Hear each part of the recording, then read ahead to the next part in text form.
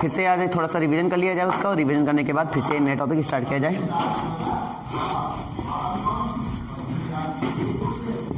Today में महारत हासिल करते हैं हम लोग। अब एक कोई चैप्टर वाइज वाला बुक लेकर आया करो सब लोग, चैप्टर वाइज पहले पढ़ा करो, फिर उसी में हम ऑब्जेक्टिव क्वेश्चन की प्रैक्टिस कराते रहेंगे। पहले आप लोग नॉर्मल प्रैक्टिस करिए, ठीक है। क्वेश्चन ज़्यादा लेंथी लगाने का प्रयास मत करिए, आप जितना हो सके उतना शॉर्ट लगाने का प्रयास करिए। उसके बाद लेकिन क्वेश्चन की प्रैक्टिस बराबर मतलब इतनी ज़्यादा करिए कि ऑटोमेटिक नंबर आपके अच्छे आए। और उसी से पढ़ाई करोगे क्या, भूल जाओ कुछ लगा हुआ है कुछ देर के लिए, कदों आंखें चली जाती हैं सर, ठीक है। चलो फिलहाल के लिए मैं बात करने वाला हूँ आज का जो 2D में टॉपिक है, जो मैंने कल डिस्कस किया था उसी के आगे थोड़ा सा स्टार्ट करेंगे। जैसे कि स्लोप मैंने डिस्कस किया था, एक बार इस स्लोप को थोड़ा रिवीजन कर लेता हूँ। स्लोप में हमने बात समझा था कि अगर मैं यहाँ मान लीजिए ये हमारा बेस हो गया, ठीक है, और यहाँ से मैं इस रे के लिए स्लोप देख रहा हूँ, तो हमने बताया था जैसे जैसे आप एंगल को बढ़ाते हैं तो वैसे स्लोप क्या होता है, बढ़ता है। यानी कि थीटा बढ़ाऊंगा तो स्लोप क्या होगा, बढ़ेगा। ये बात हो गई थी। और मैंने क्या बताया था, हाइट अगर ये बढ़ा दिया, अगर ये हाइट जो होती है अगर मैं ये बढ़ाता चला जाऊँ, आप देखने को पाएंगे इसकी हाइट लगातार बढ़ती जा रही है, बढ़ती जा रही है, बढ़ती जा रही है, और स्लोप भी क्या हो रहा है बेटा, बढ़ता जा रहा है। तो यहाँ पे हमने देखा हाइट को बढ़ाने पर भी स्लोप क्या होता है, बढ़ता है। और साथ में एक बात और ध्यान से देखिए, बेस को जितना मैं कम करूंगा, भाई हाइट बढ़ेगी तो बेस क्या होगा, कम होगा, और जितना मैं बेस को कम करूंगा तो भी मेरा क्या होगा भाई, स्लोप बढ़ेगा। तो स्लोप डिपेंड कर रहा है इन बातों पर। तो मतलब यहाँ पे बात निकला है, स्लोप बोलो या ग्रेडियंट बोलो, बात एक ही है, ठीक है। तो यहाँ पे आता है m इक्वल टू आ गया, और हमने बताया था कि भाई ये इस पर डिपेंड कर रहा है, ये घट रहा है, इस पर बढ़ रहा है, तो इसका मतलब क्या हुआ, h/b हो गया, और इसका मतलब हुआ ये क्या हो जाएगा, tan थीटा। तो ये मेरे पास निकल आया था, ये फॉर्मूला हो चुका था, ठीक है। ये हमने अपना आपको बता दिया था। फिर मैंने इसमें डिस्कस किया था, मान लीजिए कल्पना कर लीजिए हमारे पास ये 2D सिस्टम है, ये हमारे पास यहाँ से x हो गया, x डैश, ये मेरे पास क्या हो गया, y और y डैश हो गया। यहाँ पे हमने एक लाइन की बात की थी, मान लीजिए यहाँ पे लाइन है, ए बी लाइन हमारे पास है, जिसका मुझे स्लोप निकालना है। तो इससे कोई ना कोई कोऑर्डिनेट होगा। इसका कोऑर्डिनेट सिस्टम क्या कहता है कि इसका कोऑर्डिनेट कितना होगा, x1 y1। इसका कोऑर्डिनेट क्या होगा बेटा, x2 y2। तो मुझे ये बताइए कि ये पॉइंट अगर x1 है, ध्यान से समझिए, इसको डॉट डॉट करिए, ये डॉट डॉट हो रहा है, इसका मतलब ये एक्चुअल में तो नहीं है, हम अपनी तरफ से कर रहे हैं, ठीक है। तो इस पॉइंट का, ये जो भी पॉइंट, चलो सी मान लेता हूं मैं इसका, इस सी पॉइंट का मुझे कोऑर्डिनेट चाहिए। तो बताइए बेटा कोऑर्डिनेट इसका क्या होगा, बता सकते हो ना, तो बताओ इसका सी का कोऑर्डिनेट क्या होगा। तो भाई ये x1 था, ये आपका x2 था, ठीक है, ये आपके पास क्या था, y1, ये क्या था आपके पास, y2। तो मुझे बताओ इसका पॉइंट क्या होगा, x2 y1 हो जाएगा। लॉजिक क्लियर है। चलो डिस्टेंस की बात कर लेता हूँ, क्योंकि अगर ये पॉइंट आपका x1 है तो मतलब इसका मतलब क्या हुआ, अगर ये पॉइंट x2, ये पॉइंट x1 होने का मतलब क्या हुआ, यहाँ से यहाँ तक की डिस्टेंस कितनी होगी, x1, ठीक है। और यहाँ से लेकर यहाँ तक की डिस्टेंस कितनी होगी, x2। ये यहाँ से लेकर यहाँ तक की डिस्टेंस आपके पास x2 है, और यहाँ से लेकर यहाँ तक की डिस्टेंस आपके पास x1 है। तो मुझे बताइए इतने बीच की डिस्टेंस कितनी होगी, x2 माइनस x1। ये डिस्टेंस हो जाएगी आपके पास x2 minus x1। Logic clear है, क्लियर है ना। बड़ी मुस्कुराहट है भाई चेहरों पे, आज मजा आ रहा है। ये बात x2 माइनस x1 हो गया, क्योंकि ये दोनों पैरेलल है, तो मतलब ये जितना डिस्टेंस यहाँ पे है उतना डिस्टेंस यहाँ पे हमने ले लिया है। अब मुझे बताइए अगर ये डिस्टेंस यहाँ पे कितना है, y1, और ये डिस्टेंस कितना है, y2, तो यहाँ से कितना हो जाएगा भाई आपके पास, तो ये डिस्टेंस कितना हो जाएगा भाई, जितना ये उतना वही, तो ये हो जाएगा y2 माइनस y1। ये एंगल मान लिया थीटा। अब मुझे स्लोप फाइंड आउट करना है, तो बताइए स्लोप कितना हो जाएगा। तो हम जानते हैं स्लोप इक्वल टू होता है हाइट अपॉन बेस। हाइट कितनी है इसकी, बेस कितना आया, तो m इक्वल टू हो जाएगा y2 minus y1 upon x2 minus x1, ठीक है। आप सिंपली बता सकते हो, अगर किसी ने सोचा कि सर कोऑर्डिनेट ऐसे ले लें, यहाँ पे हम x2 y2 ले लें और यहाँ पे हम ले लें x1 y1, भाई सोच सकते हो उसमें क्या दिक्कत है। तो हम आपको एक ही बात बताना चाहेंगे, एज्यूम्शन है, चाहे इसको x1 y1 बोलो, चाहे इसको x1 y1 बोलो, चाहे इसको x2 y2 बोलो, चाहे इसको x2 y2 बोलो, इससे कोई फर्क पड़ने वाला नहीं है, ठीक है। यहां से कोई दिक्कत नहीं आएगी। अगर आप इसको यहां रखेंगे, इसको यहां रखेंगे, तो क्या होगा, यहां से क्या चेंजेस आ जाएंगे, यहां से चेंज आ जाएगा y1 minus y2 upon x1 minus x2, बस इतना ही चेंज आएगा। क्या इन दोनों के वैल्यू में कोई अंतर आएगा क्या, कोई अंतर नहीं आएगा। आप मन में इसमें सोच के देखो, माइनस इसमें कॉमन लिया, माइनस इसमें कॉमन लिया, माइनस माइनस क्या हो जाएगा प्लस। कोई दिक्कत आएगी क्या? नहीं आएगी ना। लॉजिक क्लियर हुआ? तो हमारे पास सिंपली ये स्लोप का फार्मूला निकल के चला आता है। यहाँ तक कोई डाउट हो बताओ? ठीक है, इसके आगे मामला बढ़ाया जाए। हमने tan थीटा देख लिया, ये देख लिया। अब इनसे हमने कुछ बेसिक ऑब्जर्वेशन यहाँ पे देखने, सब इंपॉर्टेंट ऑब्जर्वेशन, और इनको डिस्कस कर लेते हैं।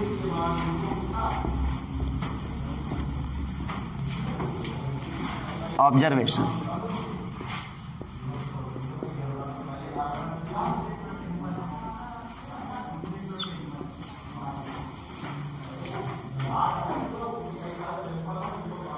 ठीक है बेटा। मान लीजिए पहली चीज, अगर कोई एक ही लाइन पर हमारे पास एक ही कोई लाइन है, ऐसी कोई लाइन हमारे पास है, ठीक है, और इसमें कोई 3 पॉइंट्स हैं। ये मान लो x1 y1 हो गया, ये मान लो x2 y2 हो गया, और ये मान लीजिए आपके पास x3 y3 हो गया। ये तीनों पॉइंट इस पर है, ठीक है। और हमने बोला ये कोलिनियर है। कोलिनियर मतलब ये जितने के जितने पॉइंट है सब एक ही लाइन पर है, ऐसा शो करना है तुम्हें। तो शो करने का तरीका, इस पॉइंट को नाम दिया था मैंने A, इस पॉइंट को नाम दिया था मैंने B, और इस पॉइंट को नाम दिया था मैंने C।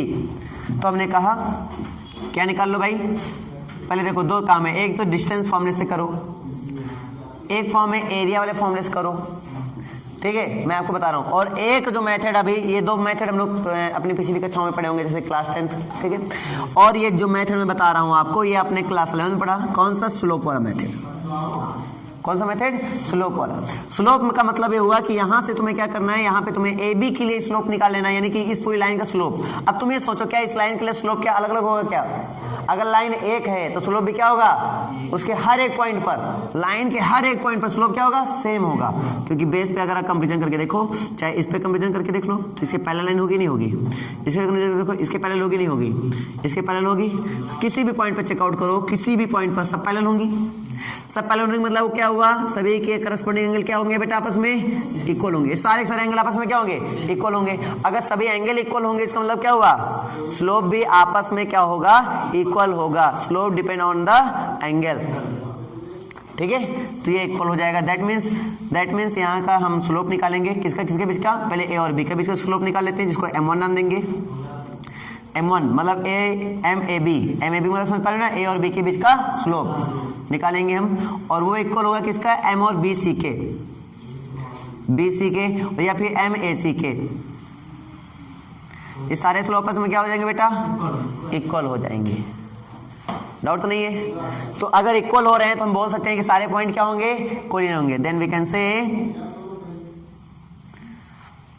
पॉइंट कौन से, x1 y1, x2 y2 and x3 y3 are collinear point।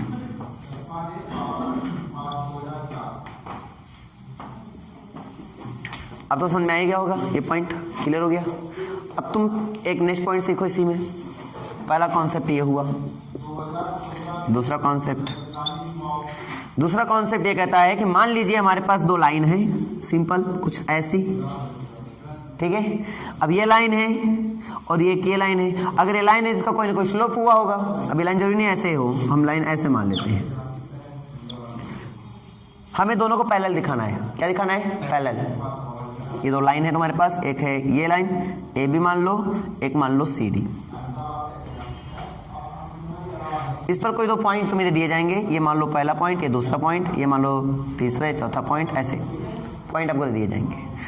अब आपको करना क्या है, इनके बीच का स्लोप निकाल लेना है, ठीक है। अगर हम स्लोप निकालेंगे दोनों लाइन का, ये पहले लाइन का ये दूसरे लाइन का स्लोप निकालेंगे। अगर पैरेलल है बेटा तो दोनों स्लोप कैसे आने चाहिए, अगर कोई दो लाइन पैरेलल है तो उनका स्लोप कैसा होगा, इक्वल होगा। कैसा होगा, इक्वल होगा। क्यों, क्योंकि आप पैरेलल है ना, तो ये बीच का एंगल और ये बीच का एंगल आपस में क्या हो जाएगा, इक्वल हो जाएगा, ठीक है। तो स्लोप बेटा इक्वल रहने वाला है। तो बोलेंगे m, पैरेलल के लिए बता रहा हूँ, ठीक है। तो MAB इक्वल टू हो जाएगा MCD के।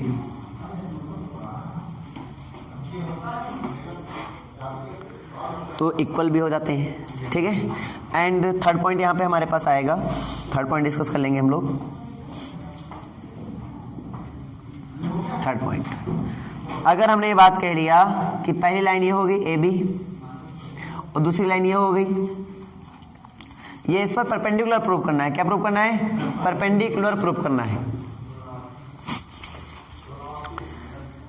तो मैं आपको पहले दो लाइन के बीच का कॉमन पॉइंट निकालना सिखाऊंगा, तो परपेंडिकुलर ऑटोमेटिक समझ में आ जाएगा, क्योंकि ऐसे समझ में नहीं पाओगे। कॉमन पॉइंट निकालने के लिए आपने एक फॉर्मूला पढ़ा होगा, याद होना चाहिए। अगर कोई एक लाइन हमारे पास ये होती है, दूसरी लाइन हमारे पास ये होती है, इसका स्लोप मान लिया θ1 है और ये इसका मान लिया कितना होता है एंगल? θ2 मान लीजिए इसको, इसका θ1 इसका θ2। बताओ ये एंगल कितना आएगा? पहले मैं तुम्हें इसको समझा देता हूँ। पहले मैं दो लाइन के इंटरसेक्ट पॉइंट निकालना सिखाऊंगा स्लोप के बेस पर। देखो ध्यान से, मेरे पास पहली लाइन ये हो गई, ये बेस मान लो, ये बेस है। दूसरी लाइन ये हो गई इस टाइप से, ये मान लो पहली, ये दूसरी, किसी को एक पहली किसी को दूसरी। लॉजिक क्लियर है? ये पहली लाइन मान लो L1, ये दूसरी लाइन मान लो L2। इनके बीच का एंगल होगा, मतलब कोई ना कोई स्लोप होगा। पहला स्लोप मान लिया मैंने θ1 और ये मान लिया मैंने θ2। बताओ ये क्या है? ये इंटरसेक्ट पॉइंट है, इसको बोलते हैं इंटरसेक्शन पॉइंट। ठीक है,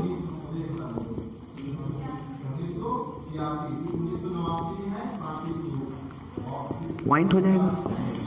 समझ नहीं आ रहा है? तो मुझे ये एंगल बताना है, इनके इंटरसेक्ट एंगल बताना है। ये इंटरसेक्ट पॉइंट हुआ और यहाँ से ये दोनों लाइन इंटरसेक्ट हो रही हैं, मतलब काट रहे हैं एक दूसरे को, तो इस पॉइंट को बोलेंगे इंटरसेक्ट पॉइंट, क्योंकि इस पॉइंट पे वो कट रहा है। तो ये पॉइंट कैसा होगा? ये दोनों लाइन का कॉमन पॉइंट होगा।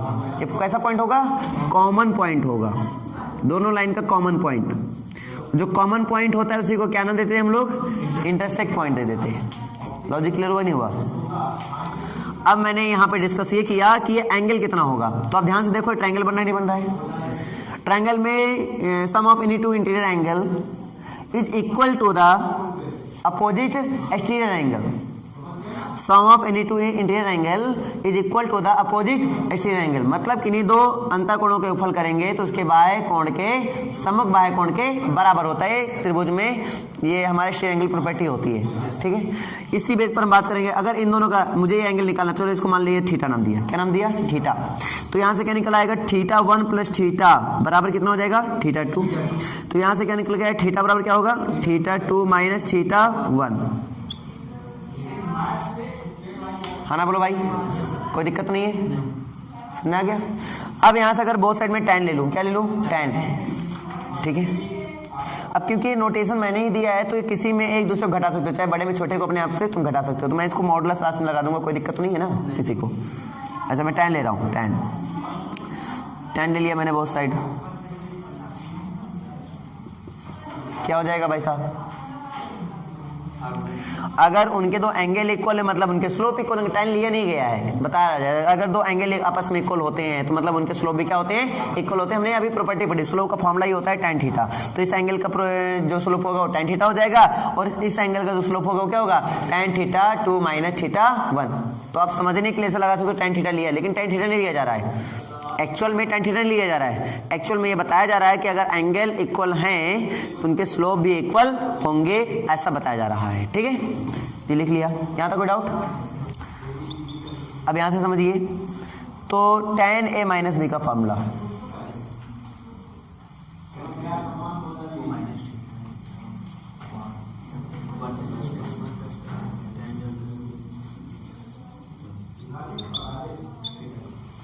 यहाँ तक कोई डाउट तो है नहीं? ये क्या हो गया आपका? tan theta is equal to, मतलब ये आ गया, कोई दिक्कत?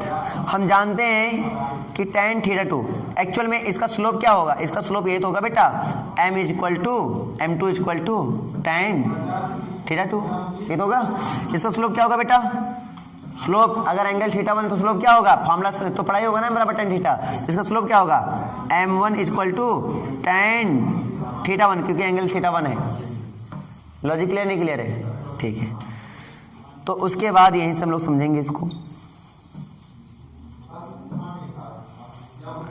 ठीक है, तो ये हो जाएगा हमारे पास m2 minus m1 upon 1 plus m1 m2।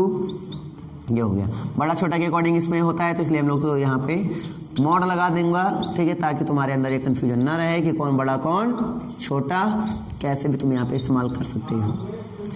इसको मैं यहाँ लिख रहा हूँ, तो ये हो जाएगा आपके पास tan theta equal to, sorry theta equal to ले लो, theta equal to tan inverse mod m1 minus m2, कोई भी हमने पहले बोल दिया कैसे भी लिख सकते हो, मॉड लगा दिया ना तो कोई मतलब नहीं है, अपन 1 प्लस m1 इंटू m2, ये मेरे पास एक सिंपल फॉर्मूला बन जाता है।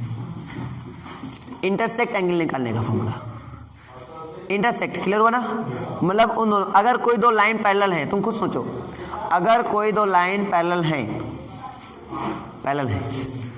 तो उनके बीच में एंगल कितना बनेगा, उनके इंटरसेक्ट एंगल कितना होगा, क्या वो एक दूसरे को भी इंटरसेक्ट कर सकते हैं क्या, अगर वो एक दूसरे को भी इंटरसेक्ट नहीं कर सकते, मतलब उनके बीच का एंगल कितना, क्या ना कितना हो जाएगा, 0, कोई एंगल नहीं बनेगा, 0 एंगल हो जाएगा, ठीक है, तो उनके बीच का एंगल कितना हो जाएगा, 0 हो जाएगा, तो इंटरसेक्ट एंगल हो जाएगा 0।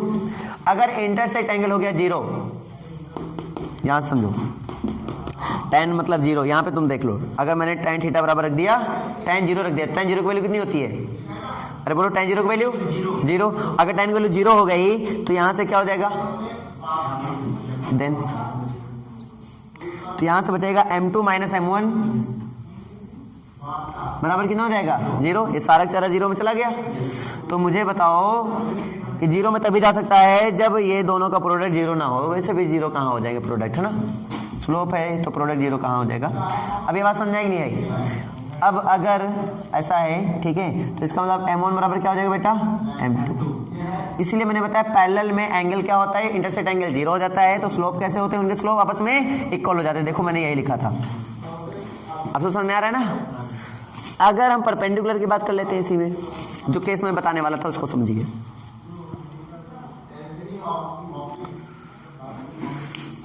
लिख लो, अच्छा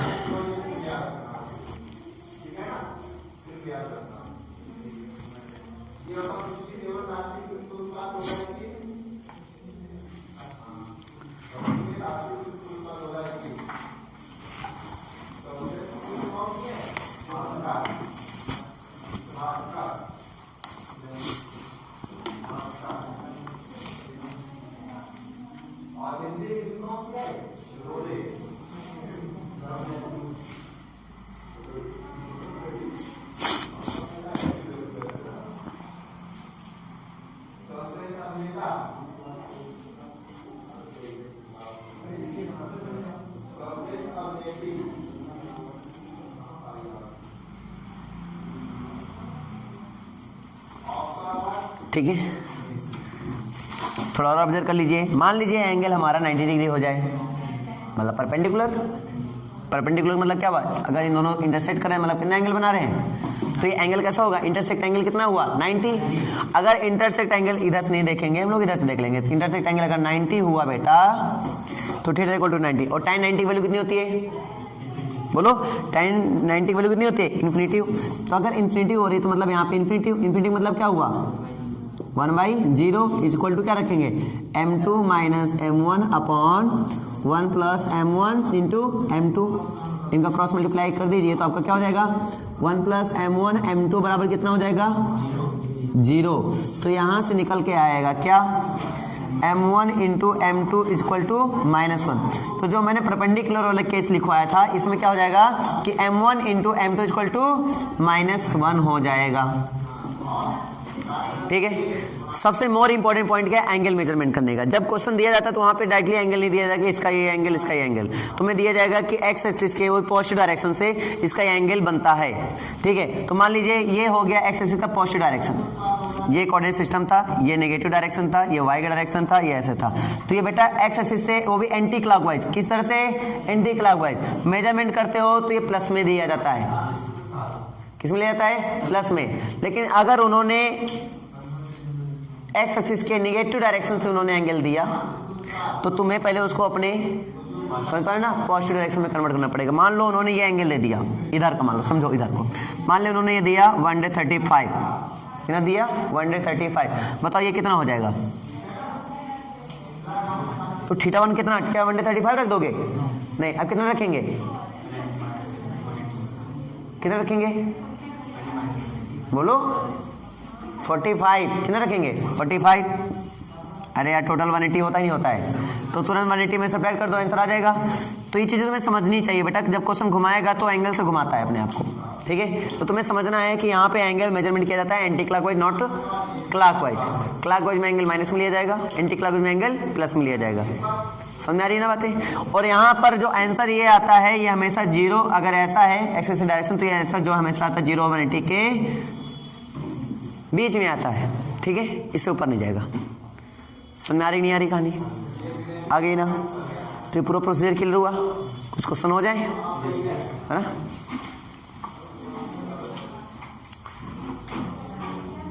मतलब कर दिया जाए भाई साहब। क्वेश्चन करने से पहले मुझे कुछ बातें बताओ, अगर आप लोग को याद हो। रेक्टेंगल याद है सबको? अब वो नहीं याद है सर। रेक्टेंगल याद है भाई सबको? रेक्टेंगल की खासियत क्या होती है? मान लो हमने 4 कोऑर्डिनेट आपको दे दिया, हमने कहा इसको प्रूव करो, रेक्टेंगल है, तो कैसे? अच्छा, सभी स्क्वायर को मैं रेक्टेंगल बोल सकता हूँ नहीं बोल सकता हूँ? सभी स्क्वायर को रेक्टेंगल बोल सकता हूँ नहीं? Every square is a rectangle, मतलब सभी वर्ग आयत होते हैं। अब समझ में आया कुछ? सभी वर्ग आयत होते हैं, सही है गलत? सही है। मैं एक दिन एक स्कूल में पढ़ाने गया था और मैंने बोला every square is a rectangle, तो बच्चे ने बोला सर जी गलत है। हमने बेटा कहाँ सोचा? सर जी ऐसे सोचा, स्क्वायर में ऑल साइड इक्वल होते, हमने कहा ठीक है। और फिर बोला रेक्टेंगल में फेस साइड इक्वल होती है, हमने कहा बिल्कुल सही है। कहीं नीचे एंगल 90 डिग्री, तो हमने कहा बिल्कुल सही है। तो हमने कहा गलत कैसे फिर हुआ ये? उसने मुझे लॉजिक क्या दिया था, तुम सुनोगे तो मजा आएगा तुम्हें। उसने मुझे लॉजिक क्या दिया, सर ये था स्क्वायर और ये था रेक्टेंगल, ठीक है। देखो बताना जरूरी है, गलत बताओ सकता हूँ उसको, फिर जब मैंने समझाया होगा तो उसको बहुत अच्छे समझ में आया था, उसको क्लियर भी हुआ, इसलिए बताऊँ बताया जरूर करो, चाहे गलत हो सही है लेकिन बताया तो कम से कम। ये था स्क्वायर, ये था rectangle.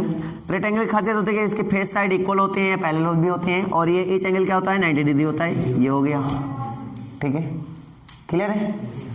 Parallel and equal, parallel and equal, each angle is 90 degree. यहाँ पे देखो parallel and equal, each angle 90 degree, इसमें भी फॉलो हो रहा है। बट हमने बोला एवरी स्क्वायर, सभी स्क्वायर को क्या मैं रेक्टेंगल लिख सकता हूँ? मैंने ये पूछा आपसे। तो इसमें सोचने वाली बात ये है कि सभी स्क्वायर के अंदर, स्क्वायर के अंदर क्या एंगल की रेक्टेंगल की प्रॉपर्टी होल्ड हो रही है? क्या इसकी प्रॉपर्टी इसके अंदर है या नहीं? अगर इसके अंदर इसकी सारी प्रॉपर्टी है तो हम बोलेंगे हाँ ठीक है, हम इसको कह सकते हैं। अगर एक भी प्रॉपर्टी ऐसी जो होल्ड ना हो तो हम नहीं कह सकते हैं। इनके डायगोनल इक्वल होते नहीं होते हैं? रेक्टेंगल के सभी डायगोनल क्या होते हैं भाई? दो ही डायगोनल, दोनों डायगोनल आपस में क्या होते हैं? इक्वल होते हैं। अब मैं इसमें देखता हूँ, क्या स्क्वायर के सभी डायगोनल इक्वल होते हैं? मतलब दोनों डायगोनल आपस में इक्वल होते हैं? हाँ ना बोलो भाई? होते हैं। क्या मैं फेस साइड को इक्वल बोल सकता हूँ या नहीं? हाँ ना बोलो भाई? बोल सकता हूँ। उसने क्या बोला था सर, फेस साइड इसमें इक्वल होती है, इसमें ऑल साइड इक्वल होती है, इसलिए नहीं होगा। तो हमने कहा बेटा जब ऑल साइड इक्वल हैं तो क्या फेस साइड आपस में इक्वल नहीं हुई? तब उसके दिमाग में बत्ती जली, उसने कहा हाँ सर। तो इस बात को समझिए बेटा, इसकी प्रॉपर्टीज के अंदर अगर बन रही है तो ये पक्का है कि सभी स्क्वायर को मैं रेक्टेंगल कह सकता हूं। अगर मैं कन्वर्स की बात करूं, कन्वर्स मतलब अपोजिट सोचो, क्या सभी रेक्टेंगल को स्क्वायर कहा जा सकता है? अब नहीं कहा जा सकता, क्योंकि रेक्टेंगल में जरूरी नहीं है कि सारी साइडें इक्वल हो। बाकी हर एक property, each angle 90 degree, each angle 90 degree, diagonal equal, diagonal equal. Clear हुआ ना? ठीक है, तो हमने ये बात समझा, ठीक है, बहुत अच्छा समझा। तो अगर हमें ऐसे चीजें प्रूव करनी पड़ जाए, स्क्वायर नहीं रेक्टेंगल प्रूव करना पड़ जाए, रेक्टेंगल, तो हम कैसे प्रूव करेंगे? तो रेक्टेंगल को थोड़ा ध्यान से देखिए, स्लोप के अकॉर्डिंग टू स्लोप पैरेलल होती है। इसको इनका स्लोप m1 है, इसका मान लो m2, दोनों क्या होना चाहिए? इक्वल होना चाहिए, क्योंकि पैरेलल है तो इक्वल होना चाहिए। अभी हमने सीखा। अब अगर इसका स्लोप की बात करो, मान लो इक्वल नहीं तुम्हें दिखाना है, तुम्हें सर हमें इसको नहीं, हम इसकी बात करते हैं, एडजेसेंट साइड की बात करते हैं। एडजेसेंट साइड का मतलब हुआ आसन्न भुजाओं की बात करता हूँ। तो ये एक दूसरे को कितने डिग्री पे काट रहे हैं? 90 डिग्री। मतलब m1 इसको m3 मान लो, तो m1 इंटू m3 करेंगे तो क्या आएगा? m1 इंटू m3 -1 आना चाहिए। इसमें मेरी क्या बात है? आ रही ना।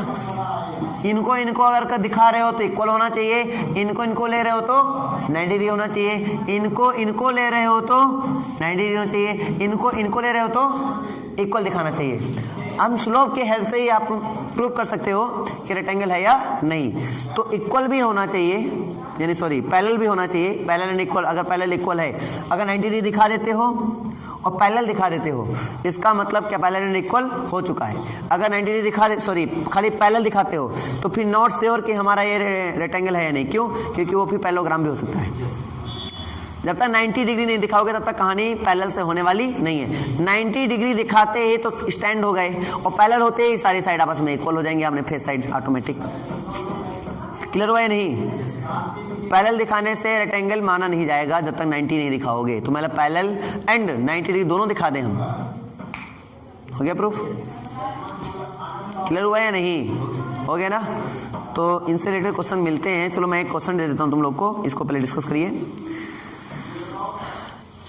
The inclination of straight line passing through the point, समझना, इसको रब कर रहा हूं मैं।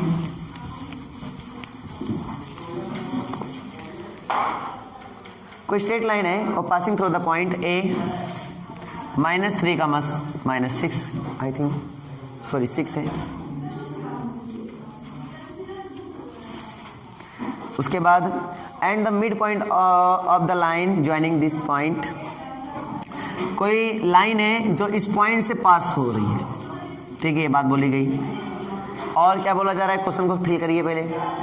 And the mid point of the line, and the mid point of the line, ठीक है, line joining line point B and C with X axis.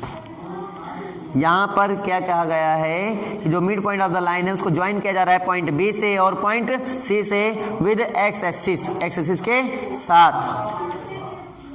तो बताइए एंगल क्या होगा?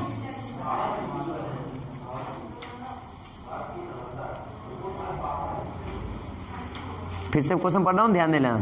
The inclination of the straight line passing through the point A जो कि -3 का 6 and the mid point of the line joining the points B point आपको दिया गया है एंड सी बी पॉइंट आपको दिया गया है। वो पॉइंट क्या है आपका? वो पॉइंट है 4 का -5 एंड और सी पॉइंट है आपका -2 का 9। तो मुझसे क्वेश्चन कह रहा है कि आप इनका एंगल बताना है विद एक्स एक्सिस है, याद रखना।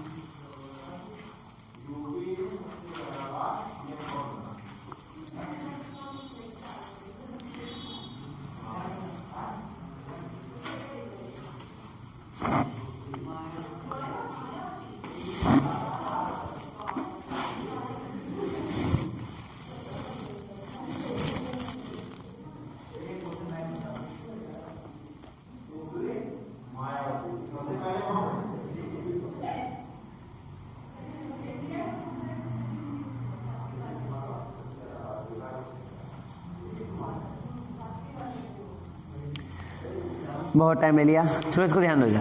देखो कहानी क्या थी। क्वेश्चन कह रहा है कि कोई लाइन है जो कि इस पॉइंट से होकर जाती है एंड लगा था and the mid point of the joining line, और इसके मिड पॉइंट जो लाइन इसको ज्वाइन कर रही होगी उसके मिड पॉइंट से होकर जाती है। समझ रहा है? समझो, पहले इस पॉइंट को ज्वाइन करने वाली लाइन ड्रॉ करो, इस पॉइंट को ज्वाइन करने वाली लाइन ड्रॉ करो। तो हमने ये लाइन ज्वाइन कर दिया, क्लियर हुआ? इन दोनों पॉइंट को ज्वाइन करने वाली हमने लाइन को ड्रॉ कर लिया। अब इसका मिड पॉइंट, तो इसका मिड पॉइंट हमने डी मान लिया। क्लियर हुआ नहीं हुआ? इसका मिड पॉइंट हमने क्या मान लिया? डी। तो डी कैसे निकालेंगे? क्योंकि इसका मिड पॉइंट है, इसका क्या है? मिड पॉइंट है। तो इसका मिड पॉइंट है तो मिड पॉइंट निकालेंगे। तो इसको मान लेंगे x1, इसको मान लेंगे y1, इसको मान लीजिए h2, इसको मान लीजिए y2। तो बताइए फॉर्मूला क्या होता है मिड पॉइंट का, x1 plus x2/2 y1 plus y2/2। तो x1 प्लस x2/2 करेंगे तो यानी कि कितना आ जाएगा 2/2 एंड y1 प्लस y2/2 करेंगे तो कितना आ जाएगा 4/2। क्लियर हुआ नहीं हुआ? अगर मैं डिवाइड करूंगा तो कितना आ जाएगा बेटा 1,2। तो डी के पॉइंट आ गया। ये एक ऐसी लाइन है जो ए से और इस लाइन के मिड पॉइंट से होकर जाती है। ये मान लो ऐसे है, ठीक है, तो ये इससे होकर जाती है। अब जो नहीं सीधे जाएगी, तुम सीधे मत मानना, तुम सीधे मानो को 90 मन में ठान लो, यदि ये ऐसे भी जा सकती है कि नहीं, कैसे भी जा सकती है, तो वो ऐसे जा रही, मान लो ये पॉइंट ए है।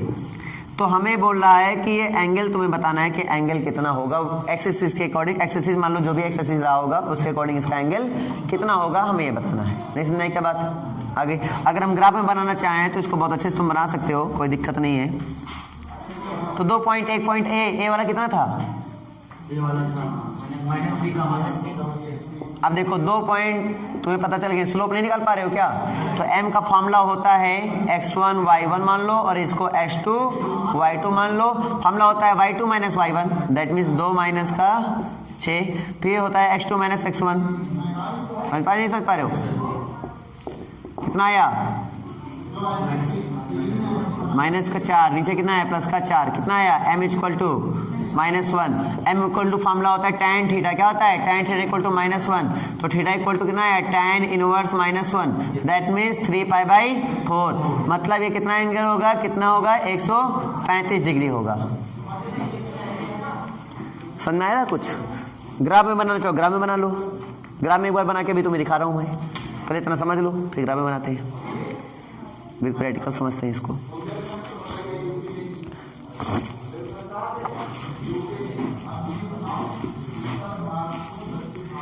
हो गया ना? चलो अब इसको पूरे क्वेश्चन को एक बार प्रैक्टिकली समझते हैं ग्राफ द्वारा। चलो एक एक कोऑर्डिनेट बोलो बेटा, बी के बोलो 4, -5, सी के बोलो सी के -2, 9। अब देखो क्वेश्चन, एक ऐसी लाइन का तुम्हें एंगल निकालना है विद एक्स एक्सिस, ठीक है, जो ए से होकर जाता है और इन दोनों पॉइंट को ज्वाइन करने वाले लाइन के मिड पॉइंट से होकर जाता है। तो पहले इनको ट्रेस करिए, एक्स में कितना है 4, वाई में कितना है -5। तो 1 2 3 4 5 6 7 8 9 10 स्टार्ट ड्रॉ कर लीजिए, -1 -2 -3 -4 -5 -6 एंड -7 -8 -9, ये वाला -9 और 10 इस टाइप से।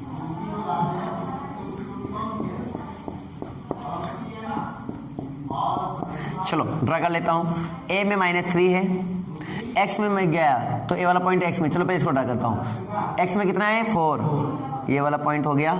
वाई में कितना है -5, 1 2 3 4 5, ये वाला 5 हो गया, -5 हो गया आपका। तो ये पॉइंट मिलेगा, यहाँ पे कोई पॉइंट मिलेगा आपका, ये वाला कौन सा मिला 4, -5, ठीक है। अच्छा प्रैक्टिकली सीख लो, एक क्वेश्चन सीख लोगे ना मन लगा के तो तुम्हें समझ आ जाएगा हाँ काम क्या होता है। सी मेरे पास कितना है, सी ये वाला पॉइंट कौन सा है बी, ठीक है, सी है -2, एक्स में वो भी -2 है, तो एक्स में -2 मतलब यहाँ 1 और 2। वाई में कितना है 9, तो 9 मतलब वहाँ पे प्लस में 1 2 3 4 5 6 7 8 और ये बढ़ा दो थोड़ा सा इसको, ये गया 9 आपका, ठीक है। तो यहाँ पे -2 यहाँ पे 9 मतलब कुल मिला के ये वाला पॉइंट हो गया। ये पॉइंट कितना हो गया -2, 9। इनको मिलाने वाले पॉइंट, इसको पॉइंट मान लो सी हो गया आपके पास -2, 9। इनको मिलाने वाली लाइन समझ आ रहा है। इसका मिड पॉइंट, अब इसका मिड पॉइंट लगभग यहाँ पे कहीं जाएगा। इसका मिड पॉइंट कितना आया था बेटा 2, 1, 2, एक्स में 1 वाई में 2। देखो ये पॉइंट इसका मिड पॉइंट होगा, ये तो एक्स में 1 वाई में 2, ये इसका मिड पॉइंट होगा। देखो दिख भी रहा होगा मिड पॉइंट, ठीक है। ये कितना आया इसका 1, 2 आ गया, इसको नाम देते हैं हमने डी। अब क्वेश्चन क्या कह रहा था, आपका एक पॉइंट है ए जो कि -3, 6 है, तो ए मेरा है -3, 6, तो 1 2 3 और इधर ये 3 वाला और इधर 1 2 3 4 5 6, ये इधर 6 वाला, तो ये पॉइंट आया कि नहीं आया, ये मिल गया ए। ये कितना मिला -3, 6 और इसके मिड पॉइंट से होकर जाने वाले लाइन का, सॉरी, जाने वाले लाइन का क्या निकालना है तुम्हें? स्लोप निकालना है विद एक्स एक्सिस। तुम्हें ये वाला एंगल निकालना था, इस लाइन का स्लोप निकालना है विद एक्स एक्सिस, ये वाला। अब तो क्लियर हुआ प्रैक्टिकली, ये एंगल निकालना था। अब तो समझ में आया कि नहीं आया? अब इस एंगल को निकालने का बड़ा सिंपल फंडा हो गया। क्यों? क्योंकि ये पॉइंट है, आपको ये पता चला एक पॉइंट ये, और हमें पता है किसी लाइन के अगर 2 पॉइंट पता चल जाए तो उस लाइन का स्लोप निकालना आसान होता है। सिंपली स्लोप निकाल सकते हो क्या? निकल आएगा। कोई प्रॉब्लम हो तो बताओ। ये आ गया 135। इधर से मेजर किया जा रहा है, इधर से नहीं, इधर से। ठीक है, सबको समझ आ गया? तो प्रैक्टिकली मैंने इसलिए बताया, वैसे प्रैक्टिकली करने की जरूरत नहीं है। इतना प्रैक्टिकली समझने के लिए ये था कि आपके माइंड में पता चले कि हाँ कैसे विजुलाइजिंग होती है, तो ताकि विजुलाइज करने वाली बारी आए तो आराम से विजुलाइज कर पाओ, यानी हवा में तीरे झोंके जा रहे हो। ठीक ना? बाकी रेंडमली ऐसे कोई लाइन खींचकर ऐसे तुम क्वेश्चन लगा सकते हो, लेकिन अगर करने की बारी है तो ऐसे करेंगे, मन लगा के। चलो मैं एक क्वेश्चन दे रहा हूँ और आपको बताना होगा कि ये बनेगा क्या। जैसे कि P इक्वल टू, यहाँ पे P के पॉइंट दिए गए हैं A, B, P के कोऑर्डिनेट दिया गया है A, B, Q का कोऑर्डिनेट दिया गया है आपको C, D एंड PQ, और R के कोऑर्डिनेट आपको दिया गया है A, D एंड, और यहाँ पर जो S है उसके कोऑर्डिनेट दिया गया है आपको C, B। हमसे ऑप्शन में क्या कह रहा है? चलो मैं ऑप्शन दे देता हूं आपको।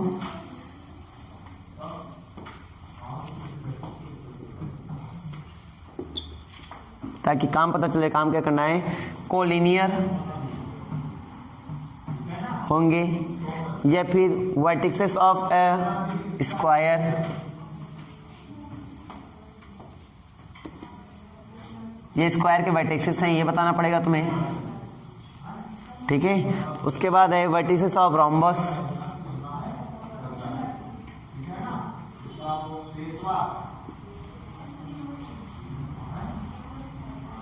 रोम्बस, या फिर कॉन्साइक्लिक।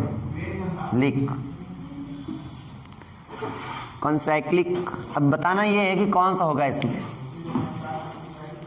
4 ऑप्शन तुम्हारे सामने है, क्वेश्चन तुम्हारे सामने है। A B C D are distinct real numbers हैं। ए बी सी डी क्या है? A B C D are distinct real number. ध्यान से देखो क्या मैंने बोला, A B C D are distinct real number. Distinct मतलब वो सारे अलग अलग मानोगे, एक नहीं मान सकते हो। ठीक है ना? सब कुछ अलग अलग मानोगे। चलो बच्चों, ट्राई करना चाहो ट्राई करो। ए बी सी डी घबराहट लग रही हो तो बताओ, हमको एक तरीका बता दें तुम्हें। ए बी सी डी को घबराहट तो नहीं लग रही है आप लोग को? हाँ, डर जाते हैं ना बच्चे थोड़ा ABCD से।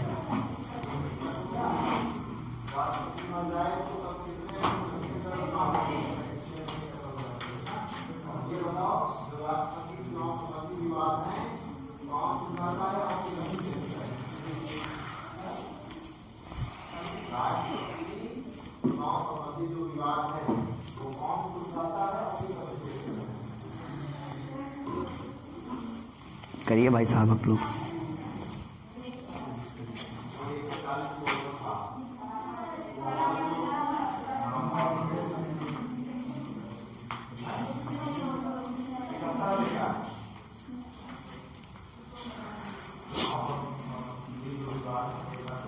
हो रहा है ना? क्यों हीरो हुआ? अगर ABCD प्रॉब्लम दे कभी भी तो इन्होंने क्या बोला, ABCD रियल नंबर होने चाहिए, वो भी डिस्टिंक्ट रियल नंबर। तो A की वैल्यू 1 मान लो, B की वैल्यू 2 मान लो, C की वैल्यू 3 मान लो, D की वैल्यू 4 मान लो। इजी हो गया। घबरा रहा है ABCD से। और चेंज करना तो ऐसे मान लो, -1 0 1 2 3, और इजी कर दिया, एक 0 दे दिया मैंने तुम्हें। डिस्टिंक्ट रियल नंबर है, कोई भी रियल नंबर ले सकते हो, बस अलग अलग रियल नंबर होने चाहिए बस। तो क्वेश्चन को फील तो कर लो पहले भाई साहब, ऑटोमेटिक क्वेश्चन लग जाएगा। क्लियर हुआ ना? अभी भी नहीं समझ में आया तो करो, बैठे क्यों तुम्हारा? तुम ABCD से घबरा रहे हो तो तरीका मैंने बता दिया है तुम्हें काम क्या करना है। और फिर भी ना लगे तो बताओ।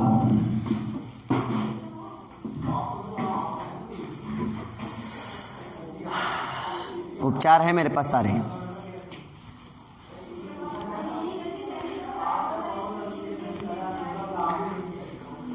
तो कोई अच्छी बुक ले लो और उससे प्रैक्टिस करो आप लोग, ठीक है। और एक बुक लेकर आया करो कोई अच्छी सी, ताकि यहाँ प्रैक्टिस और करा दें हम आप लोग।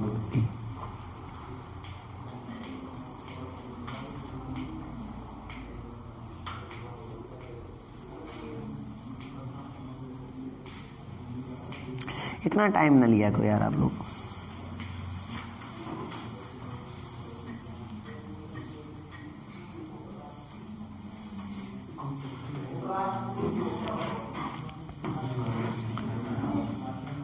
अगर मैं आपसे बात पूछूं, चलो इधर आओ, कॉमन सेंस लगाओ। ABCD क्या थे? रियल नंबर से। घबरा रहे हो ABCD से? तो A की वैल्यू रख लो तुम यहाँ पे -1, B की वैल्यू रख लो तुम 0, C की वैल्यू रख लो तुम, देखो A इक्वल टू -1 रख दिया, B इक्वल टू मैंने क्या रख दिया 0, C इक्वल टू मैंने क्या रख दिया 1 रख दिया, D इक्वल टू मैंने क्या रख दिया 2 रख सकते हो, ठीक है। तो -1 0, C की वैल्यू 1, D की वैल्यू 2। अब तो इजी हो रहा है नहीं हो रहा है? क्वेश्चन इजी हो रहा है? इजी बनाया करो, ज्यादा कॉम्प्लिकेटेड है तो 2। और C मेरे पास कितना है 1, और B मेरे पास कितना है 0, ऐसे ले लो। अब बहुत तरीके तुम्हारे पास है। अब तुम्हें ये देखना है, यहाँ तक समझो। मैं आपसे अगर कुछ बातें डिस्कस करूँ, चलो इधर ध्यान दो, डिस्कस करो। अगर मेरा स्लोप m इक्वल टू 0 आ जाए तो मैं क्या बोलूंगा? किसी लाइन का स्लोप m इक्वल टू 0 तो मैं क्या बोलूंगा? अगर किसी भी लाइन का स्लोप m इक्वल टू 0 है तो स्लोप नहीं मतलब parallel to X axis, slope नहीं तो मतलब पैरेलल टू एक्स एक्सिस। जब भी ऐसी कोई लाइन होगी तभी तो स्लोप नहीं होगा, एकदम लेटी हुई ऐसे। कहाँ स्लोप है? कोई ढाल है क्या? कोई ढाल नहीं, तो मतलब यहाँ पे क्या हुआ पैरेलल टू एक्स एक्सिस। अगर किसी का स्लोप 0 हुआ तो इसका मतलब ये निकल रहा है कि वो क्या हो गया पैरेलल टू एक्स एक्सिस हो गया।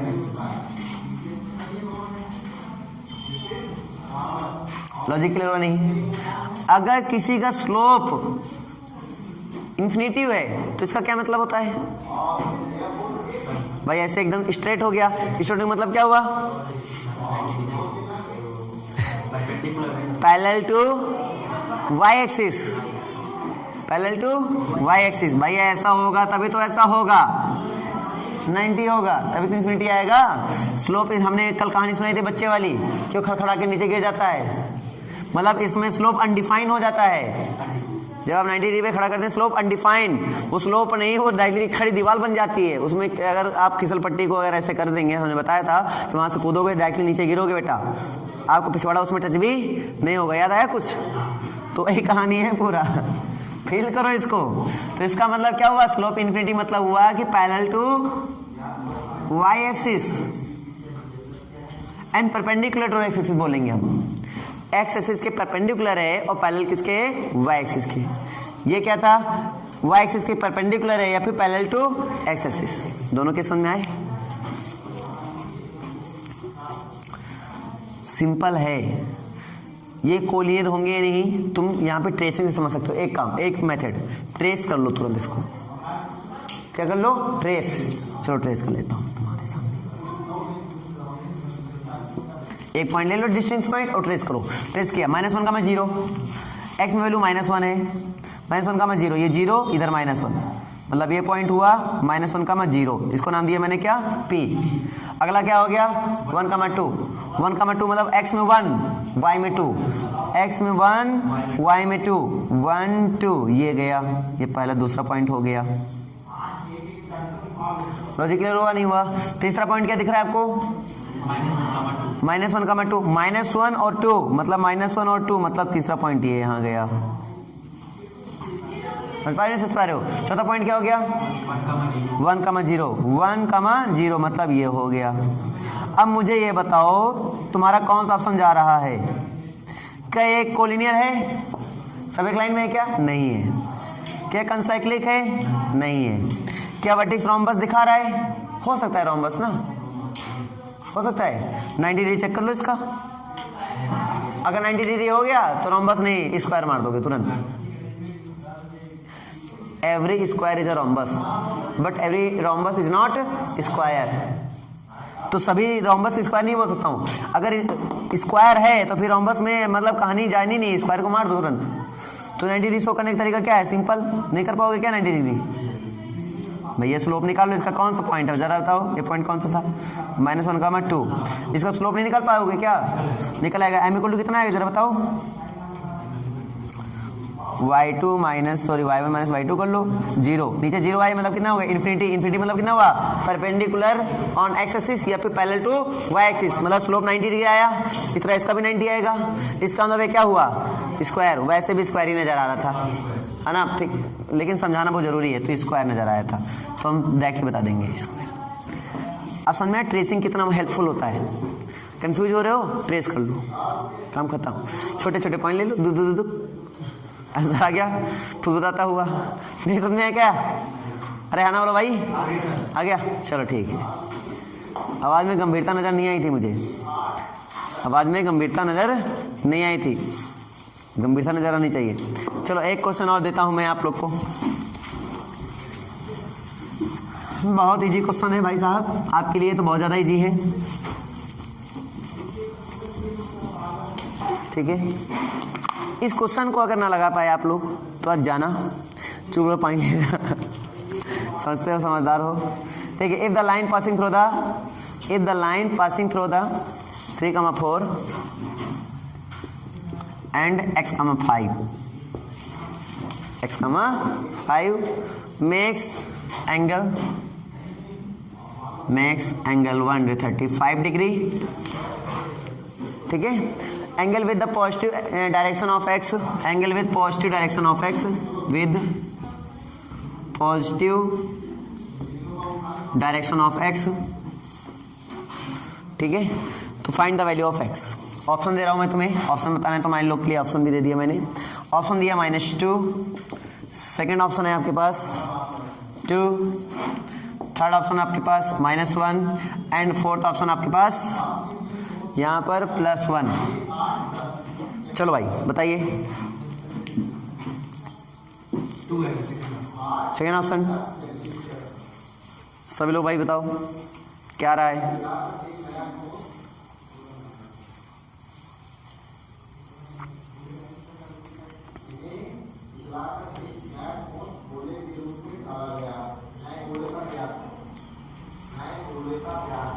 टू आया, टू सही है, सब लोग आया कि नहीं आया, करके बताऊं क्या मैं भाई। देखो m बराबर होता है tan थीटा, जो कि बराबर होता है किसके, y2 minus y1 upon x2 minus x1। tan theta समझिए, tan थीटा, थीटा की वैल्यू कितनी है 135, y2 x1 y1 x2 y2, y2 value कितनी आई 5, y1 वैल्यू कितनी आई 4, x2 वैल्यू कितनी आई बोलो x1 sorry x2 value x और x1 की वैल्यू 3। चलो इसको करिए, tan 35 की वैल्यू आई 135 -1 क्रॉस मल्टीप्लाई करिए, -x + 3 = 1, तो कितना आएगा x = 2। नहीं समझे क्या बात आ गई, चलो ठीक है। अगला क्वेश्चन लिखो, point A -2,5 -2,-5, point A point है -2,-5 एंड पॉइंट B है आपके पास 2,-2, B आपके पास है 2,-2, ठीक है। और C आपके पास है 8,A, C आपके पास है 8,A, ठीक है। तो आपको बताना है कि A की वैल्यू क्या होगी, और ये कोलिनियर है, आर कोलिनियर, ये दिस पॉइंट आर कोलिनियर। तो बताइए आप कि यहाँ पर A की वैल्यू आपकी क्या होगी। बहुत आसान है यार, कोलिनियर का मतलब क्या होता है, इनके किन्हीं दोनों पॉइंट के बीच का स्लोप आपस में क्या होगा, बस कर डालो। अभी भी नहीं समझ में आया क्या,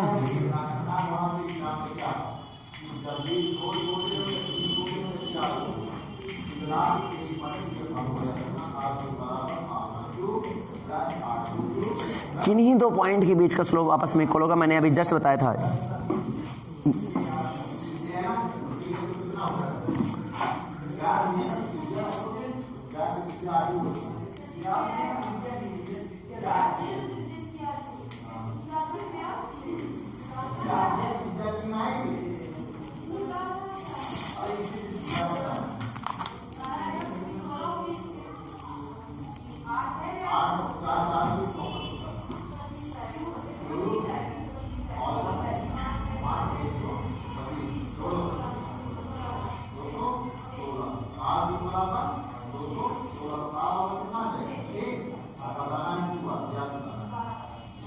बहुत टाइम ले लिया बेटा आप लोगों ने।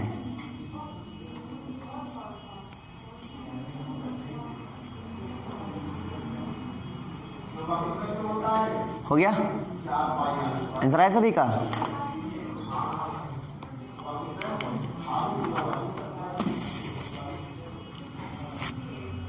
पॉइंट में ना निकालो, बटे में निकाल दो। आंसर कितना है बताओ? 5/2 सही है, 5/2 सभी आ गए ना? बहुत टाइम ले लेते हो आप लोग, इतना टाइम नहीं ले लेना चाहिए वैसे मुझे लगता है। बस इनका स्लोप निकाल लो। देखो इनका स्लोप क्या आया? इनका स्लोप बताओ बेटा।